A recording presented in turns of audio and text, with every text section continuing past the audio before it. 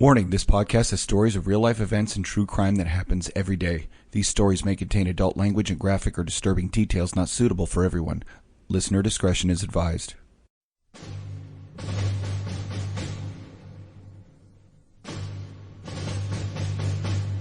In our society, most people are content to go through their daily lives safely and peacefully. But our society is not always safe or peaceful. For that reason, some men and women answer a higher calling to defend and protect their fellow man. You probably know someone who is one of these people, or maybe you are one of these people. The ones who see and do the things most people would never want to. These things are sometimes heroic and beautiful, but often they are horrific and terrifying. It's these things they don't share about with other people. It's these things they carry with them, so you don't have to. But when they get together, they talk to each other about them. And they call these stories war stories. Welcome to another episode of War Stories. I'm Tom. And I'm Chuck. And we really appreciate our guest joining us from the future. We love to talk about how we get guests from the future. Awesome. And Lucy's with us. Lucy is a police officer in Australia. Specifically, what part of Australia are you a police officer in, Lucy? Because I know there's a system that's a little bit different in Australia. Yeah. So I'm part of the West Australian Police. So Australia's broken up into 7 states, and I'm on the West Coast. Got it. And am I to understand that each police force is based on which state you're in? Is that kind of, like, each one is run by the governor of that state, so it's kind of like a police force for the province or for the state? Is that how it works? Yeah, that's probably the best way to describe it. We have what we call state premiers, which I suppose is like governor. Yeah, so each state has their own police force, and then there is a Commonwealth police force, which is called the Australian Federal Police. Right. So they deal with the overarching legislation. Yeah. Federal crimes, and it's like I know what you're talking about. Federal police. I get it. Yeah. So why don't you tell us a little bit about yourself? How'd you end up getting into law enforcement? How long have you been in law enforcement? What your experience is, your background is? Sure. So I joined WA Police almost 10 years ago. I sounds silly, but it's mostly because it sort of suited my personality, that kind of structure, in following the rules, I suppose. And I believed in my community, and I've always wanted to give back and take care of my community. That's always been a driving force for me. As a younger kid growing up, I always looked to the military and always wanted to sort of head that way. But at the time, women weren't really in like active roles. So that sort of put me off a little bit. And then as things got further along and I got a little bit older, I realised that I actually really love my country and I don't really want to leave. I want to live and work. Yeah. So police was it for me. It's interesting how no matter where we interview people from in law enforcement, in firefighting, it's always the same. It's not you do it because, I thought I was going to make a ton of money. It's always, it was in me to want to give back and make the place I live better. It's funny. Lucy, you and I joined around at this similar time frame. Been on for about 10 years, and for this about the same reasons. I had a family in law enforcement and stuff like that. I wanted to give back to my community and to really take care of them. So that's interesting. Pretty cool. And so, how does it work? How does that process work in Australia when you make that decision? Is it college? Is it like a trade school? How do you get into law enforcement? So here in Australia, we're so lucky. And I'll dive into that a little bit. So I didn't even finish high school. I had 2 jobs and I was paying my own school fees, and I got to year 11, so I was 16, and went, this is ridiculous. Why am I doing this when I could just work full time? So I made that poor decision to leave school and just work. And I made the same one. Yeah. And and then at about 22, I realized that I was just going around and around and around on a wheel that was never going to stop, and I wasn't going to get anywhere. So I looked at what the requirements were to enter the WA Police, Western Australian Police, WA Police. And I met all of them except for the fitness element. And as far as the education element was concerned, you just needed a year 10. You needed to have successfully completed year 10, which I had. Oh. And so the fitness was the only thing that I needed to work on, and got that squared away, and put my application in, which was quite a long application. There was a bit in there where you had to really tell a story about yourself and why you were doing it. It's called a statement of claim. So did that. And it's funny, when the very first day that we started, or my squad and I think it was the principal of the academy said, it's been a long and arduous process to get you here, and that was deliberate. So it was 18 months from the moment that I sent my application in to the moment that I was sitting there at the academy for my first day. So really, as long as you have the right attitude. That sounds a decent amount of time. Yeah. How long it took me? Yeah. So, and that is fairly standard. Some people, it took them about 8 months. And some people even longer. Some people had numerous attempts to get in. A bit worrying. They ended up getting in. But anyway. You know what's more worrying? Is when people have numerous do get in. When they have numerous attempts in the academy and they keep failing out. You're like, I won't. I have a friend who shall remain nameless, but she had to fight the psych to get onto the department that she ultimately got onto, and she fought the psych, got onto the department, and then subsequently never made it through probation because turns out the first strength was right. Mm-hmm. Like a 50-50. Half the time those strengths are full of shit. The other half the time, so that's the thing. Like, I'm not saying that police strengths are the best strengths in the world, but the hiring process ones seem to do a little bit better job than the healing process ones. and it's pretty standard. There's certain things you're going to have to hit, and there's certain no-go zones. And if you don't meet that standard, which isn't, for us, it's not particularly high. Right. So if you're not meeting that, then maybe you should. True or false? I loved my father.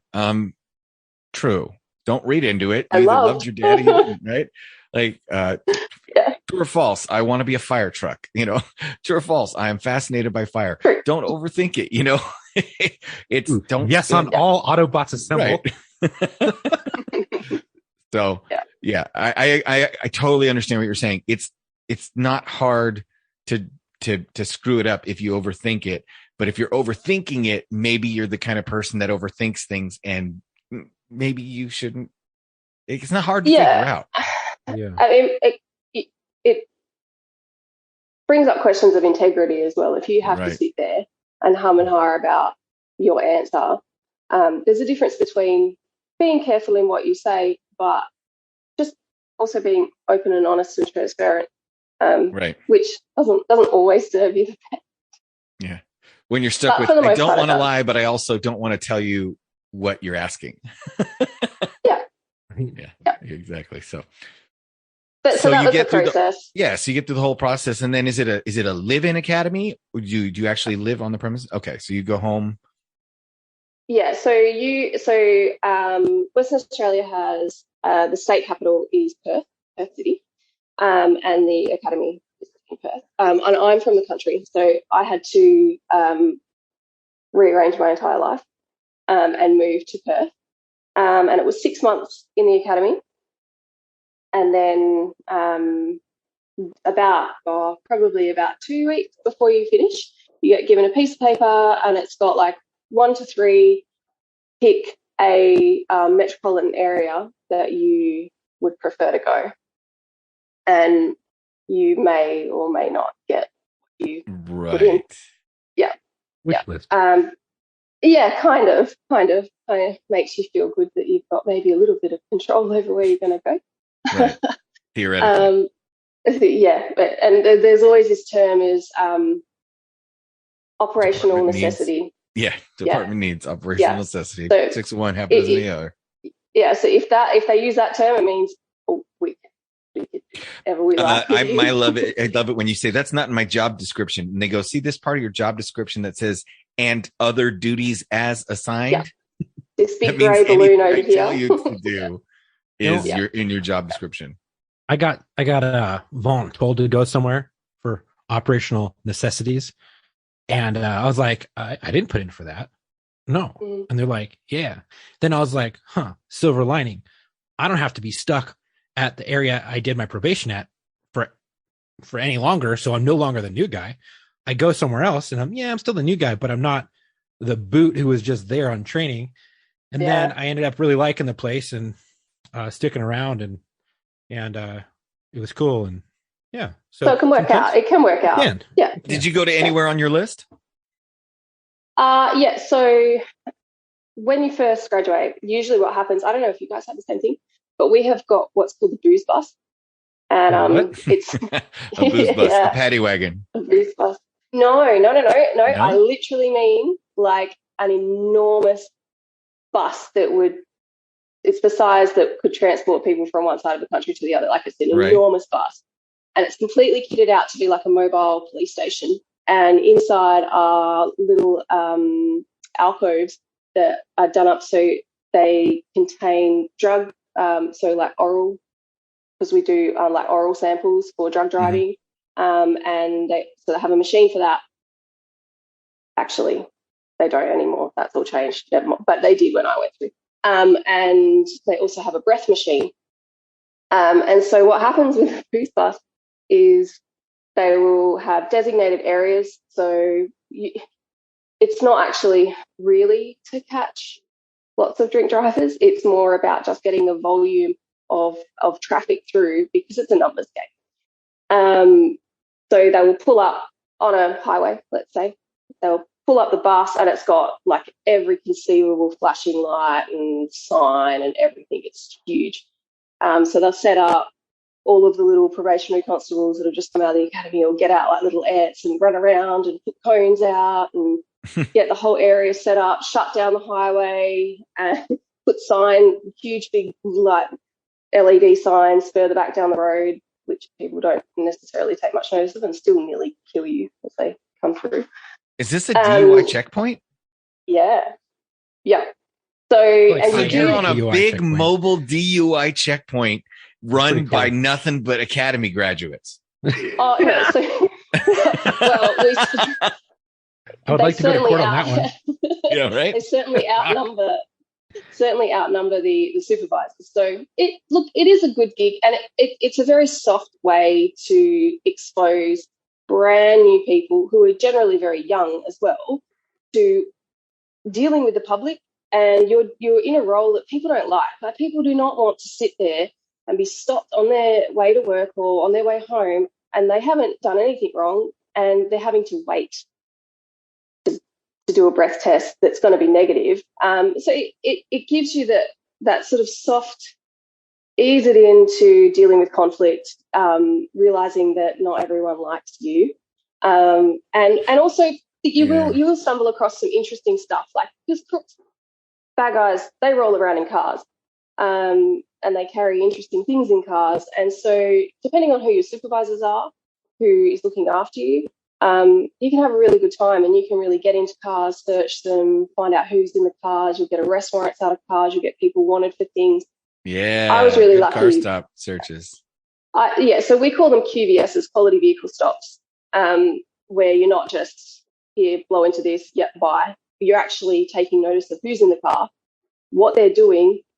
You're asking them questions and you're really paying attention to what they say to you, and you're starting to develop investigative skills, I suppose. Right. And that's the really easy way to get us little dumb bunnies straight out of the academy into that sort of, I'm a police officer, this is my job, I have to be, and being situationally aware as well. Being on the road, you got to have your head on the road. Yeah. And the amount of times that you would get someone that had been drinking, so you're going to get them out of the car.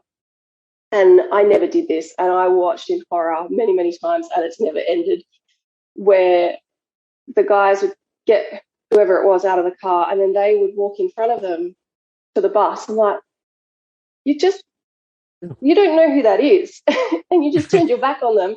They're following you, and they know they're about to get on that bus, and they're about to blow into a machine, and their license is about to be taken away. So they're probably not that happy, and they're behind you.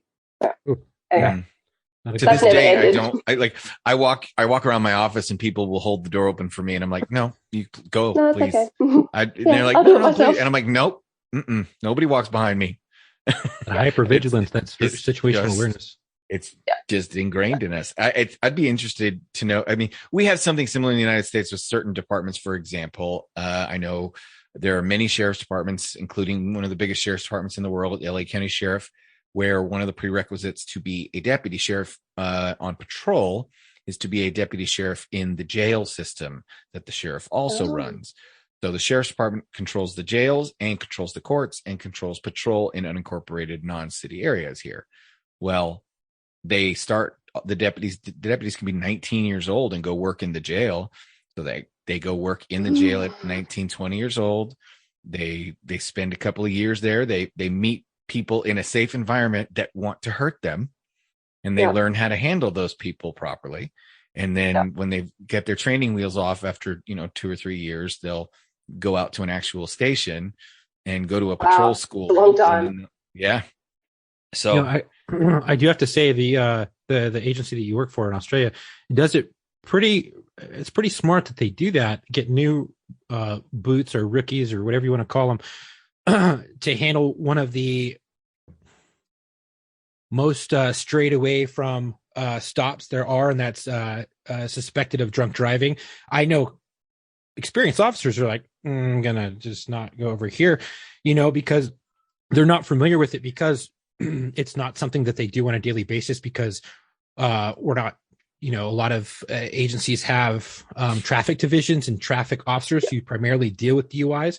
And a regular patrol is not necessarily going to come in contact with a lot of those DUIs unless they're out there looking for it, because the call service and call volume is so much higher to deal with other things, that when it finally happens to them, they're like, I don't know what I'm doing. And they don't like to handle them. Whereas you guys are coming straight out, bam, right into it. And I think that's a really good skill to learn. Not to mention, you learn how to deal with a drunk person. Not to mention, you learn how to deal with a really tricky report. Yeah, see, Chuck, you have a totally different perspective than I do, because I don't know what that privilege is like. What I know is that when my ass got out of training, I was expected to handle everything from domestic violence reports to homicide investigations to DUI calls, and there was no detectives really to call out. There was no traffic unit to pawn it off on. So it's funny because I know, like, a lot of big city, big agency coppers, they get to see more shootings and stabbings, and they handle these things so often. And then when it comes to they end up stopping a car and they're drunk and they're like, oh crap, I forgot. Like, I remember this from the academy, but I haven't stopped a drunk driver. I've been so busy shagging calls. What's funny is that, in the bigger agencies, it is really easy to kind of stray away from those DUI calls, because you're constantly dealing with other things. So it's easy to get stuck on these other calls and never handle a DUI for years, or maybe one every year, or maybe one every 2 years. And when I was going through the academy, they had a block period of instruction where they were like, okay, we're going to learn how to deal and talk to people who are victims of rape and sexual assault. And they're like, but you're really not going to come in contact with on patrol, because, it doesn't happen all the time. Those calls don't really come out. People don't really like to report them. So it's very rare that you're going to deal with them. Guess what? Day one on patrol. Oh, no. I was like 7 hours overtime with a rape victim. And I was like, and ours was, you will interview the victim. Oh, dude, we interviewed the victim at the station. The detectives didn't take the initial, like the detectives did follow up later. That's Is mad. that for you guys, Lucy? Is that so? Not every single person straight out of the academy goes to the booze bus, but it is a very, very high percentage. And some of you will just go straight out to a police station, and you will just go out. Well, we call them general duties officers. So they're like patrol and inquiry. A call comes in for help, they're the ones that go. So, and they've always partnered with, retract that, they are partnered with another officer. I was about to say they always partner with an experienced officer. That's not true. They may just be partnered with an officer. Yeah, that's no longer on probation. varying experiences. But Experience is relative when you're short-staffed. well, yeah. So interesting you say about the rape victim, because so how it works for us, and Western Australia is an enormous state, and so we have one metropolitan area, which is Perth, and that's broken up into separate divisions. I worked in the shadiest one, and I always laugh when you guys say about the South End. I was like, it's always the South End, even in Australia, where the South End is the North End is. I don't know. Anyway, we affectionately called it was SEM. So that was Southeast Metropolitan Area. So South, sounds and like the a East, shithole. and it was awful. When I say it's awful, the jobs are pretty full on, and it's mainly domestic violence and mental health. Oh my god! Is there a lot of apartments? No, I mean there are really big apartment complexes, not big by your standards, but for us they are, and they're always a nightmare because you walk in and there's always like a courtyard area, which is great for the shithead that you're about to go deal with, who's standing on like the 6th floor Project, and they can throw stuff at you. I love that this job is universal. yeah. I do remember going to one call, and it was any Aussie, like West Aussie copper that's listening to this will go, oh yeah, I know that place. It's called Nanine Place in Perth, and it's the apartment block was like a U shape, and to get in there, it was actually quite a drive to get in there, and the driveway was so narrow. And every single time I went in there, I wasn't the driver, because if I was a driver, I wouldn't have actually drove into the apartment complex. I would rather walk, thank you. So you would drive in, and you'd have to do like this stupid 50 million point turn to be able to get your car turned around so you could hightail it out if you wanted. That would take you like 40 seconds. So you've been observed the whole time, and they know you're there. They know you're coming. And they've padded the walls and whistled and beat the bamboo telegraph. And I remember this one day we went in there, and you do sort of get used to it, but always looking, and I just saw something out of the corner of my eye, and I look over, and I don't think it was directed at us because it was a fair way away from us. I think it was just, I don't even think they realised the police were there. But someone threw a microwave from like the 4th story, and it just hit the ground. It wasn't close to me. It was probably about 3 or 4 meters away. But if that had have hit me, like, I mean, that's close enough. Yeah. I mean, I don't think they were aiming for me. but I would consider that rude. Yeah. Bit rude. I never found out who threw it either. I was, well, goodbye. You have a good day. I'm over here doing. Anyway. Yeah. So. Are you going to heat up that hot pocket now, huh? Yeah. So.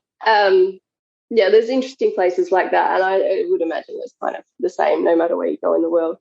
And it's always the South. But sorry, just on that, where you're saying that you would have to interview the rape victims, we don't do that. So if I went to a job, and also like a legit rape victim is quite rare, like for us over here. However, rape's not rare. Like that, I'm not saying that at all. I'm just saying that it's quite rare. Legitimate rape victim. Yeah, reporting it to the police is rare. Yeah. And it's also not to say that the report calls are rare. No, no. The calls aren't rare, but the legitimate cases that are reported are. So you would obviously get some sort of an account from the victim, try and figure out what you're dealing with. And then once you realize what you're dealing with, you'd be straight on the phone to detectives. And it would be, and I've found this, it's really not a good idea to start interviewing a victim of sexual assault unless you know what you're doing, because you only get one shot at it. And it is very, very uncomfortable when you are sitting in district court with an entire jury looking at you and a very well-educated, well-worded defense lawyer, like just smashing you about the interview that you conducted with a victim of sexual assault. And you start to realize that there were like questions you should have asked, maybe questions you shouldn't have asked. And they start asking you about the person's demeanor and things like, because they're trying to discredit them.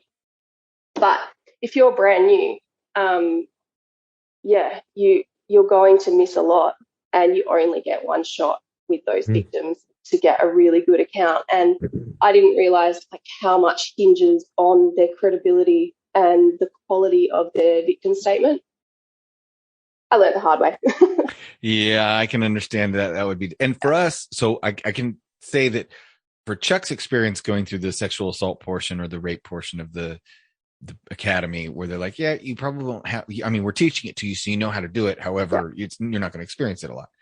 And for me in the academy, it was pretty much somebody coming in and saying the things you're saying, but also importing to you, hey, you are going to be dealing with this a lot around here. There's college, there's this, there's that, there's 2 prisons, there's, like you're going to be dealing with these kinds of reports. So pay attention. And they spent a lot of time in the academy on this is how you do it. And this is how you do it. Well, they brought in investigators. So we did get the training, but then what it became incumbent on the training officers in the field is to really mentor you through that process so that you've seen multiple interviews done successfully before you even get to do your first one. And so we don't process, have that. We don't have. I was really lucky that I ended up working with he's a nice guy, but as a training officer teaching you, he is a dick. And he was an expert in the field because he worked a specialized task force for sexual assaults and things like that. And so I benefited from it. And I was really lucky to have this guy teach me how to do investigations when it came to people who were victims of sexual assault. And man, I got to tell you, I handled more sexual assaults with this guy than I think with any other officer that I worked with on training. And I got to tell you, like he, my first one, I wrote like a 3 or 4 page report. He looks at it, boof, deletes it. And I was like, yeah. And then he writes it, has me read it, gives me as an exemplar, but made me work all the way through it for like 2 hours. And then right in front of my face, boom, just deletes it. And I was like, oh shit. And then he writes it in like 35 minutes because he was present with me during all the interviews, asked some questions that I didn't ask. And so I was able to learn from him as I'm asking these uncomfortable questions. And because it was a female who I was interviewing, so it was already uncomfortable. And she was cool with talking with us. And so I was able and benefited from that. But there's so many people who don't have that, and they get into court and they don't ask the right questions and they botch it. But we are lucky enough to have where we were able to call detectives, get advice, and then the detective immediately does a follow-up before it ever even goes to court. So they are able to ask questions that we didn't ask in the report, and then they are able to testify to it as well. But going to court, so it kind of cuts out the patrol officer. If it goes to court, then 9 times out of 10, not really. If it goes to court, the patrol officer will his initial response, with the exception of maybe collection of evidence like clothing, will be negligible, and most of it will hinge on what the detectives do. But I could talk about the difference between Australia, policing in Australia and policing in the United States for hours because it's fascinating to me. However, we know you brought some great stories, so the floor is yours. Please, what is your story? Sure. So we'll start towards the beginning of my career. So I think I was about maybe 6 months out. So I'd finished up at the booze last and I had gone over to a police station in Southeast Metro. And yeah, and I had spent a couple of months on just like regular shift, normal patrols. We do days and nights and afternoon shifts. And I was working with a team of probably about 10 other officers. And then, so there was this particular officer at our station that a position had to be made to accommodate him. And this yeah. Who was he related to? So he was a transitional police officer. So in Australia, we will recruit police from other countries, typically from the UK, because their style and it's all very, very similar. Their government's very, very similar. All of that. Yeah. A lot of their legislation is very, very similar. However, we do recruit from other places as well. And one of them was Holland, which is where this officer was from. Anyway, so here's Holland, yeah. Holland. Like as in Amsterdam. Like wooden shoes. Oh, yeah. Dutch? Yeah. Yeah, Holland. Dutch. He was Dutch. Real quick, I've been watching Ted Lasso, and they have a Dutchman on their football team, and they're very, very honest and blunt and straightforward and don't really lie and will shoot straight off the hip and kind of rude. Is that the same? Yeah. Is that true? Oh, there we go. Can't wait. Awesome. Anyway, I mean, that's not the story, but I'm just giving you an idea of who I was working with. And this position that he'd been given was the warrants and VRO, which restraining orders. So restraining orders have to be served by a police officer on the bound person. Sure. So normally and warrants, as in like in your district, you have X amount of outstanding arrest warrants, people that have got arrest warrants. And normally what happens, and that is what happens, and this is the only place I've ever been where it's been done differently, is at the start of your shift, you'll be given a file with restraining orders for service, and your car, if you're not doing anything, that's your job. Like you and your partner that day are going to be serving those restraining orders. And another car will be given the warrant list, and your job, if you're not tasking and doing other things, will be to go and try and lock up these people that have got arrest warrants. And that works well. But anyway, not for the station that I was at. So he had his own little team, and there would be like the sacrificial probationary constable that would be rotated in and out with him, and I got rotated in. So I was stuck with him for a few months. Anyway. With Mr. Anyway, Blunt. this is a guy who just stood there like shocked, didn't even get on the radio and scream for help while I was being thrown around a kitchen on the back of some roided up like nutcase who, by the way, wasn't prepared mentally. No, and he just, anyway. So the only time that we would get to go to real jobs was if they were like what we call priority twos, so a lights and sirens job. So urgent jobs, and there's no other car available. So your version of lights and sirens jobs is our version of a code 3 call, I think, because code 3 for us means lights and siren, and a call is a job, right? Yeah. So you guys have type 2 jobs.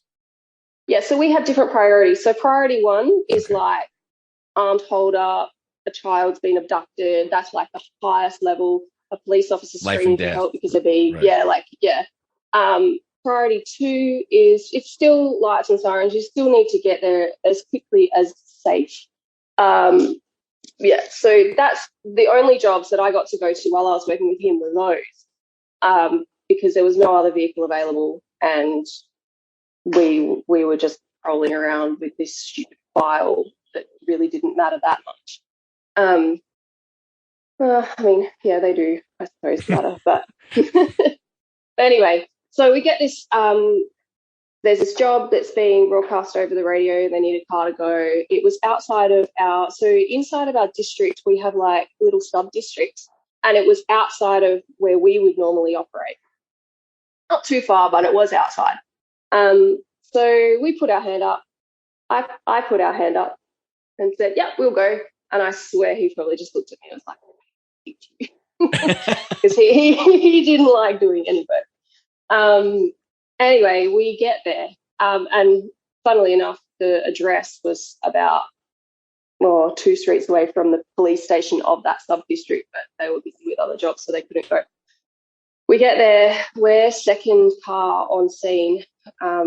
We were like seconds behind a traffic vehicle. So we do have traffic police. And so it's really rare that they rock up to jobs, and they had. And I just remember I can't remember the fella, but I remember the female copper, and she walked out of the house and she was white and she didn't speak. And she just walked away. I was like, well, okay. Thank God the ambulance was already there and the paramedics were inside. And it was two women, two female paramedics. So I walk in, and as I'm coming up to the front door, I can see, because it's like a solid wood door, but either side of it, these big panels of glass. I don't know why you would have your house like that, but anyway. So the glass. I mean, you'd be surprised at some of the silly architecture you could see in the big city. Why bother locking the door? Yep. Yeah. So these hell don't even have a door. Yeah, just come in. That's fine. So they had smashed the glass panel in, and it was big enough to fit an adult through. So these people had gone through the glass panel, and there was an old Irish guy who lived at the house. When I say old, I mean he was probably about 60 years old, and he was a bear. Like, he was huge, like pretty overweight, but he was still a really, really big, powerful man. And I walked in to the lounge room. I'd never seen so much blood, and I had been very lucky up until that point and not really going to anything that was that crazy. No real gore. I'd been to a couple of stabbings, but they were just like stabbed in the leg. It might have gone in a centimetre. Like, it wasn't anything mad. Walk in and there was just blood just everywhere. And this guy, he's lying on the ground in the middle of his lounge room. And there's one paramedic and she's like racing around, do whatever she's doing. The other paramedic is kneeling at his head, and she actually had his head pretty much pressed between her knees. So she was holding his face with her hands, and then she was squeezing her hands with her knees. Oof. Either side of his head. And I'm like, oh, this just doesn't look very good. No. And she goes, oh, hi, like that. I'm like, oh, hi. She goes, what's your name? I'm like, oh, my name's Lucy. This is awkward. Goes, oh, excellent. Well, Lucy, you're going to come over here and do my job. And I'm like, I don't even know what your job is. and at that point, I'm like, I wonder if that's what she said to the other female copper, the one that just walked away. Mm-hmm. And I was like, oh, okay, no worries. So I walked around to where she was, and she's there, just like, right, so you see what I'm doing? I'm like, yeah. She goes, so I need you to do this, but we're going to have to be really careful about, like, you getting your hand on there before I take the pressure off. And it, like, I couldn't really see, because there was just so much blood. I couldn't really see where it was coming from or what the injury was. The only thing I had clocked at that point was his thumbs were almost completely severed. Like, they were just hanging by a skin just on that side. They were like broken backwards. They were cut through at pretty much the joint. Oh. And like you could see all the cartilage and all of that. So that was the only like very obvious injury I could see, but there's just so much blood. And then I knelt still down. You're like, oh. Yeah. I found out later why his thumbs were like that. But so I knelt down next to the paramedic, and we kind of did this weird little awkward shimmy, and I got into position, and she went to move her hand from his face, and I fumbled and I wasn't quick enough, and his his entire cheek came away from his face. Yeah, so I could there was you could see like the whole inside of his mouth. Yeah. And so he'd been cut from starting at about just on his temple, and the knife had tracked just below his eye, down to the side of his nose, straight down through his top lip, through the middle of his bottom lip, and then down along his jaw, like following his jawline back towards his ear. And so all of that was open. That wasn't the worst. It's going to be a hell of a scar. Yeah. Oh, he'd wear it well. The worst injury was he had his throat slit. And I didn't realize that until I was like over the top of him. So his throat was slit. It wasn't all the way across. It was from pretty much like just below one of his ears to just over halfway. And he survived. And this is what saved his life.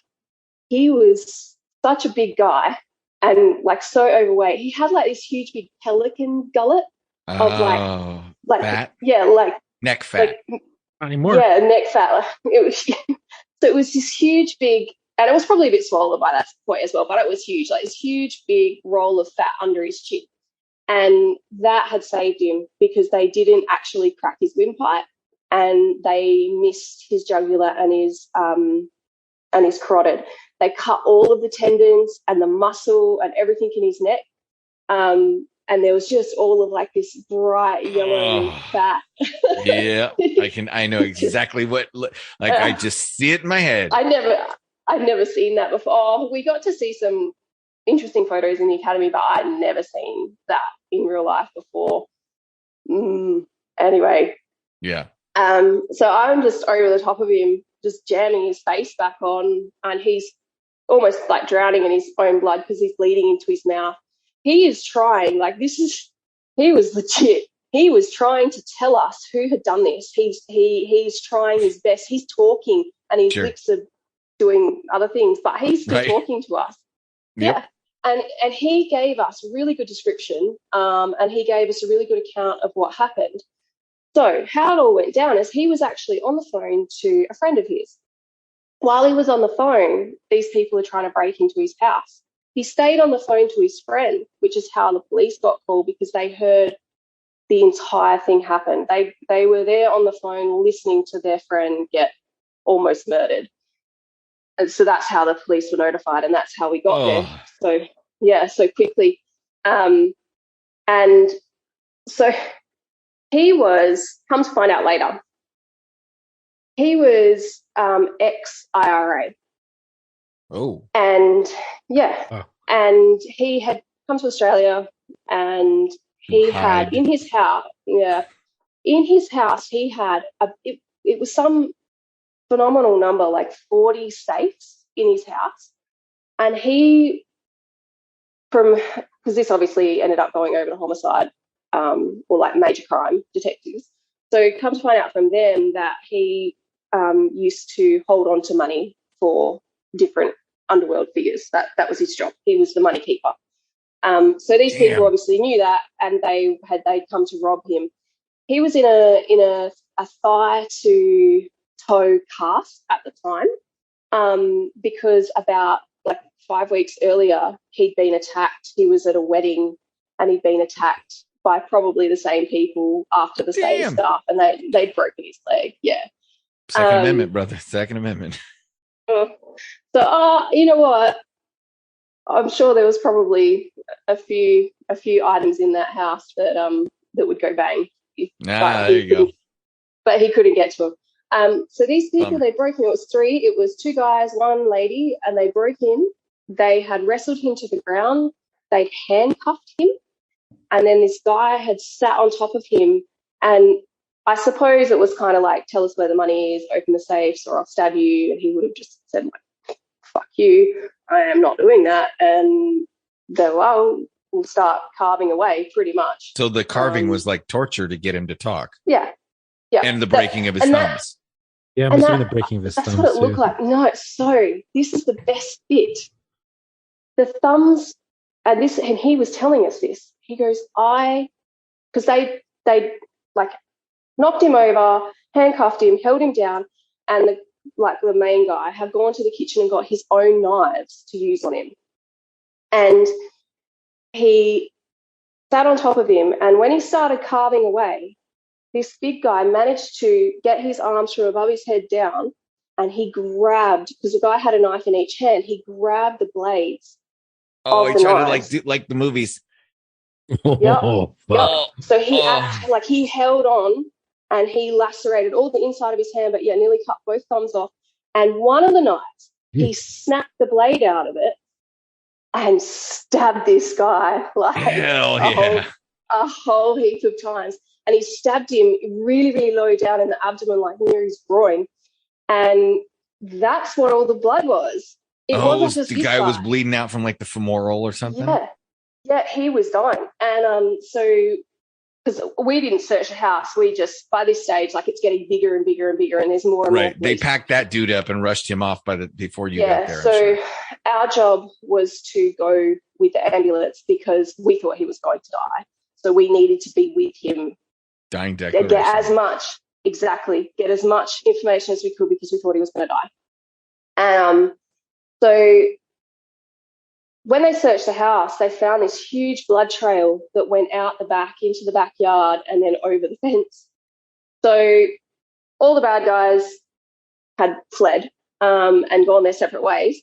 And it was probably about 3 or 4 hours later, there was an ambulance call for a guy who was bleeding to death in his car. He parked it at a fuel station. And I think he was trying to get to our biggest hospital in Perth, which is called Royal Perth Hospital, because he was very, very close to the hospital. And that was it. He couldn't go any further. And then he finally called an ambulance and they got there. And we knew that either we were going to find a body, right, or they were going to end up in hospital. So he got caught. And but I remember going in, and so all of that kind of happened behind the scenes. I didn't really know about that until later. But went into hospital with the Irish guy, and it was kind of like in the movies where there's like that push and shove between the cops and the doctors. And so he is trying to tell us, and he would not shut up. And I wasn't even asking him any questions. He was telling us everything he could, because I think he thought I'm trying to write. Yeah. I think he realized he was probably not going to survive. And this doctor is like literally shoving his face, like, just go away. If you don't go away, like if he keeps talking, he's going to die. I'm like, oh, okay. Yeah. All right. Right. Like, oh, wait. So if we stop talking to him, we can talk to him later. But if we keep talking to him, we'll never be able to talk to him again. Yeah. So what I say, like when I'm talking about the person I was working with, so like that's my memory of it, and I don't remember him at all during that whole scenario. Like there was no teamwork, there was nothing. It was me writing everything. I did the incident report. I did the handover with the detectives, and I was very, very new. But yeah, that was, and since that I've never ever been to a more gory scene than that. And yeah, that's a pretty good one. Yeah. I mean, head wounds bleed, so I can imagine the neck and the face were just bleeding profusely, even without hitting an artery or a vein. But that's just head wounds bleed, right? And then you add to that somebody got nicked in the abdomen near the groin where the gut. That'd be bad. That gravity alone will just pull blood right out of your freaking. Well, so the guy that got stabbed in the lower abdomen, he because in the lounge room there are all these plastic bags and they were all covered in blood, like plastic shopping bags. So what made sense later, because what he'd actually done was he had got a plastic shopping bag and like put a hole in it at the bottom and put his foot through it and then like shimmied it up his leg and somehow secured Tried to it make a blood diaper. Yeah, like he secured it over the wound, which I don't know, maybe that helped him. You do strange things when you're like dying. Right. Yeah, so he was this down plastic bag looks like a great bandage. Yeah. But yeah. But I mean, it's funny because like that one never ever kept me up at night. Never bothered me at all. Not at all. I think because the guy wasn't what I would consider like a true victim. And right. To me, like a true victim is someone who used to call it no humans involved. Yeah. Yeah. Pretty much. I mean, you guys can't say that, but I'm retired. I can say it. It was like, okay, a piece of shit attacked another piece of shit, and kind of street justice happened. I mean, kind of karma on both sides. Yeah, exactly. Yeah. So, if he wasn't the person that he was, he wouldn't have been targeted. He wouldn't have ended up in that position. But that's what Omar calls being in the game. Yeah.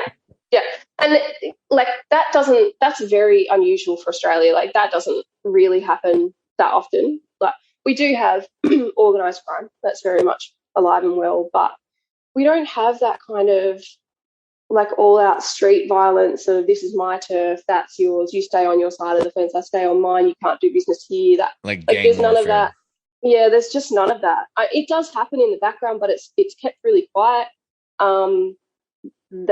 It really doesn't raise the police's attention when it does happen, and it's only when it really spills out and it's it has gone.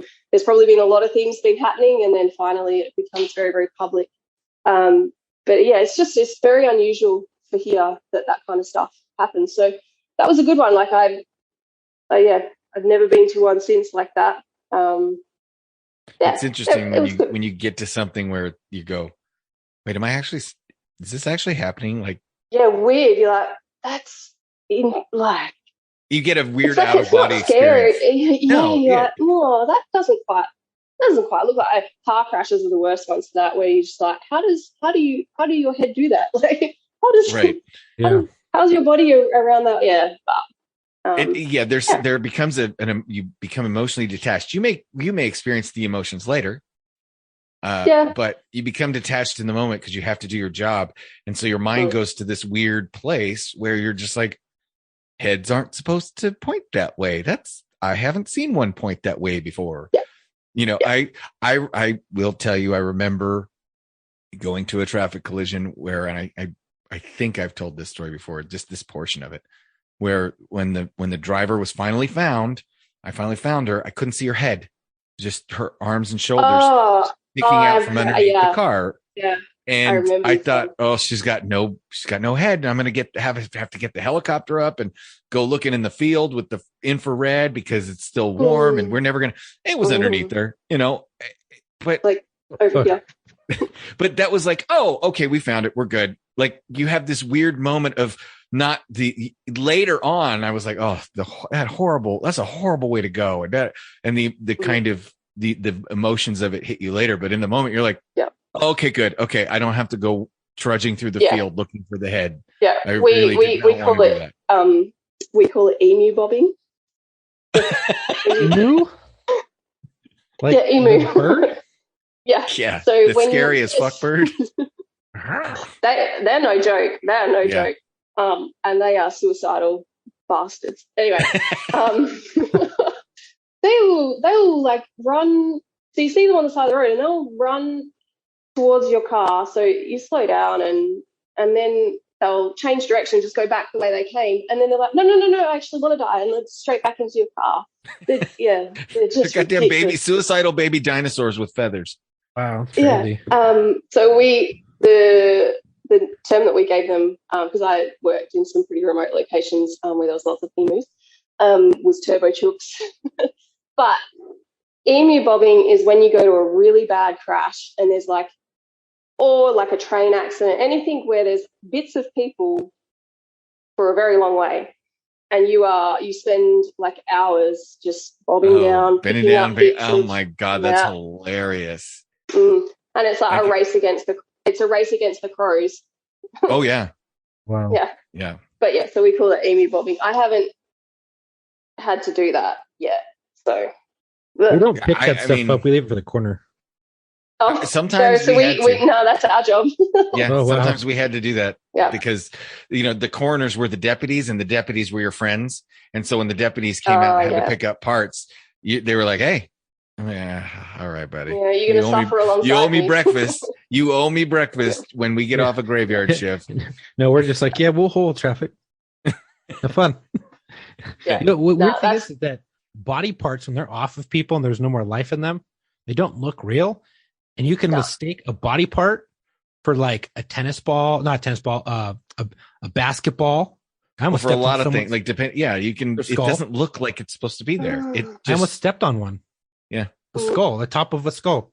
Yeah, popped off, and the brains. Yeah, no. And So, well, man, we had such a good time that we only got through one of your stories, and I know you brought several. 3 more. We'd love to have you back anytime you want. I find this stuff fascinating, and I love to compare and contrast how the job is different, meaning the administrative, how you get hired, how you get on the street. Like the fact that you guys don't have training officers that help you right out of the academy. I mean, the minimum in California was 16 weeks that you had to be married to this training officer. Yeah. And at larger agencies like LAPD, you're going to spend a year with that person, or with multiple training officers. So, that's mind boggling to me that you wouldn't at least have, some time where you just rode around with an experienced officer for a long period of time. You could be like a day off probation and you'll be taking out a brand new probationer like a day out of the academy. That'll end well. Wow. That's kind of interesting. But you learn a lot, I bet. Real quick, off topic, because you're in Australia, what is the craziest thing that you found in your house? Oh, because everything in Australia is trying to kill you. Is that why I checked? Okay. I've seen like snakes like curled around a toilet bowl, big ass tarantulas. Like, I'm good with that. But, So, I mean, spiders that's just normal. I hate spiders. I mean, tarantulas. Let's be real. You guys don't have regular spiders. They're like kind of. They do. They just also have spiders the size of your face. They're called huntsmans. Yes, the huntsman spiders, dude. We have another one which they're worse because they have these enormous webs. They're called golden orb spiders. Yes, those things are crazy. Oh, I don't like those. No, so a few years ago, I lived and worked in a town called Eucla, which is a border town. So it's on the border of South Australia and Western Australia. So if you drew a line straight down the centre of Australia from the top to the bottom, we would be right on the bottom. Like we're pretty much like halfway of the landmass, like on the bottom coast of Australia. Like up in the inside of the horseshoe?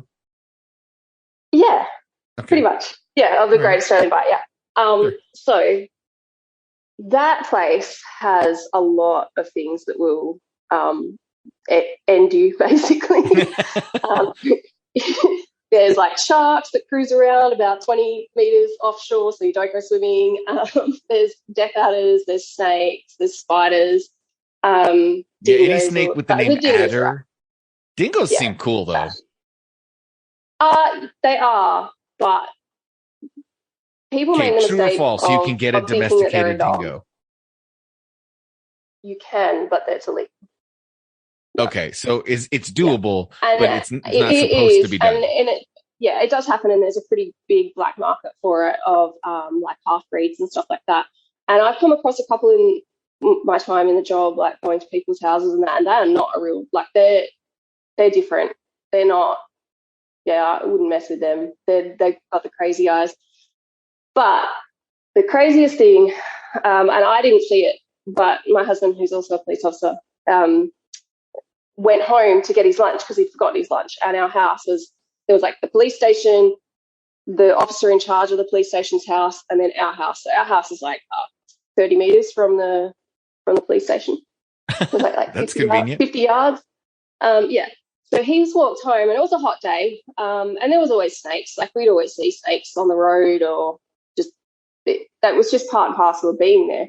And he's got home, and it would have been like 3 minutes later, he bursts back into the police station. I'm sitting there like, eating my lunch, and he's like white. My husband is a brown man, and he was white. And he's sweating, and he's like out of breath, and he's like stone cold Steve Austin. Like he nothing upsets him, nothing gets him riled up at all. And he was like bouncing off the rev limiter. What's going on? He goes, there was a snake. So this snake, our house was clad in weatherboard on the outside, and it was at our front door, and it was like a big brown snake, which is one of the most deadliest snakes in the world. And it was trying to slither up the weatherboard. Like, I suppose it was trying to get away from, like, get out of the sun or like get under the eaves of the house. I don't know. But yeah, you don't want one of those in the eaves of your damn house. Yeah. And after that, I had massive anxiety about there being a snake in our house. My wife would make us move. We had a cat, and she, every now and then, she would like growl and carry on in the dead of night, and I would always think, oh God, it's a snake in our house. Yeah, but we had a couple come into the station, like into the police station, like little ones. Yeah, so snakes is probably up there with the worst thing you're going to find in your house in Australia. See, and I've had pet snakes. I've had them. I don't mind snakes, but the snakes in Australia, that's a whole different thing. Like I don't want to mess with. At least the snakes in the United States, for the most part, if they don't rattle at you, you don't have to worry too much. There's some in the South and other regions, but the rattle lets you know. The ones in friggin', I think you have to assume every snake in Australia is trying to kill you. I think we've got it's something mad like 75% of all of the world's venomous snakes are in Australia. Nope, I'm good. I think that's the number. But that's that my sounds right. Story that that's enough for me. I'm going with it. That sounds right. So, well, but that's like a good little segue for the next story that I'll tell you later. Oh, I can't wait. Okay, well, we'll have to have you back for that. Chuckle, make sure you get that scheduled, because now it's going to be a snake story, and I'm all for it. Well, Lucy, we always give our guests a chance to dedicate their episode to a brother, sister, officer, firefighter, veteran who's passed on. And Chuck says you have somebody that you'd like to dedicate your episode to. So I went through, so in the academy, we had 2 squads. So I was in grey squad, and our sister squad, which goes through at the same time, was green squad.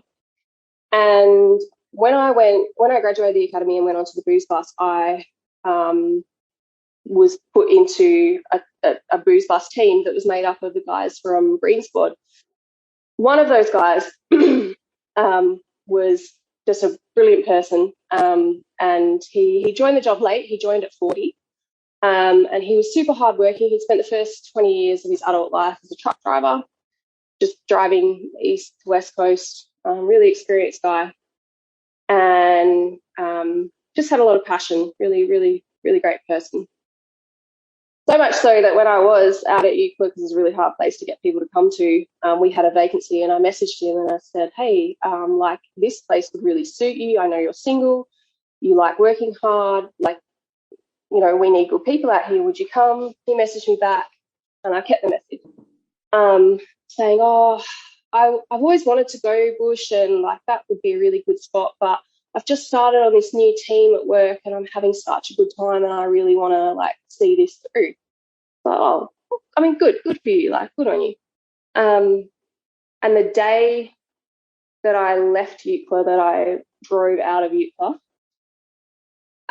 he went to work, and he obviously had a few demons, and he went to work, and he lost his fight with those demons that day, and he ended his life at work on the job, and that was, so when I finally got into my hotel that night, it was all over the news, and and I found out that it was this wonderful person that I'd spent like the first few very important months of my policing career working very closely with. Right. Yeah. So I would like to dedicate this to Darren Eagleston. He was, I think he was about 47 when he died. And yeah, so I'd like to dedicate this episode to him. Wonderful, wonderful person he was. Well, rest easy, brother. We got it from here. And remember, if reach out, it doesn't ever have to be to that point. Yeah, exactly. Reach out. Exactly. Reach out. Yeah. Yeah. And you know what? It was a good thing for like a learning curve. Like, yeah, there's probably some people that it got a wake up call from it that maybe needed it. Yeah. So if you can take a positive from it, that would be that, I'm sure. So, well, Chuck, you have announcements before we go? Yeah. Real quick. You guys are listening. I know some of you guys don't follow Instagram, Facebook, but if you want to come onto the show, email us at booking.warstories@gmail.com, or make an account. Go to Facebook, Instagram, go to the bio, click the link, and then you can reach us there. And if you have questions, you can also reach us there. And stay tuned. We have some shirt, not shirts. We have a piece of clothing coming. We give out some hints. We've had some people guessing as to what it is. There's one person who's real close. I don't know. You might be spot on. You might not. You might be far off. But anyways, it'll be pretty cool. It should be the shipment should be here soon. So we're just waiting on delivery now, and then as soon as that is here, it'll be released here. So hopefully by another week, it'll be here. And then when we release it and promote it. But yeah, if you want to come on the show, booking.warstories@gmail.com. And it's a good Christmas present. It is a good Christmas present. It is. So hopefully, I'm so hoping we get them before Christmas. I mean, they're already in transit. They should be in the port.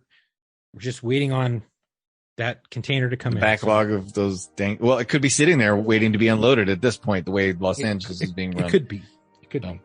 Well, Lucy, thank you for being with us. I know, with time difference and stuff, sometimes scheduling this can be tough. And I know it sounds like you've got a 1-year-old. So even getting an hour to sit and chat with us about police work is tough because, police work may be hard, but being a parent is even harder.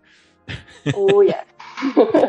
I mean, you can't beat your child as hard as you can beat a suspect sometimes.